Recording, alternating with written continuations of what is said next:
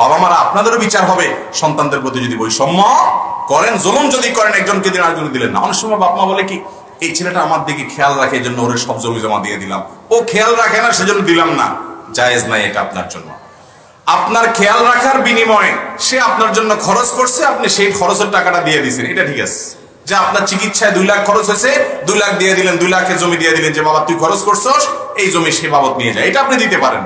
কিন্তু আপনাকে সে আদর যত্ন বেশি করে জন্য সব দিয়ে দিলেন, আর জন করোনা তাকে দিলেন না, এটা করতে পারবেন না। আপনার সন্তান হওয়ার সাথে সাথে তার প্রাপ্য অধিকার হয়ে গেছে। আল্লাহ তাআলা বলেছেন আবাউকুম ওয়া আবনাউকুম লা তাদরুনা আইয়ুহুম আকরাবু লাকুম নাফআ, তোমাদের বাবা মা, তোমাদের সন্তানরা কে বেশি উপকারে আসবে তোমরা জানো না। অতএব আল্লাহ যাকে যা দিতে বলেছে তা দিয়ে দাও, তোমার বুঝে আসুক আর না আসুক। এজন্য সন্তানদেরকে সম্পদ দেওয়ার ক্ষেত্রে বৈষম্য করা যাবে।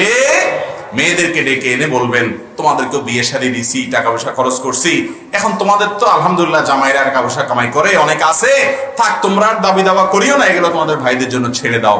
মেয়েরাও শরমে পড়ে, লজ্জা পড়ে, বাপে বলছে মুখে কি তর্ক করবে, বাপের সম্বোধিত রাজি হয়ে চলে যায়, গুনাহ হবে, গুনাহ।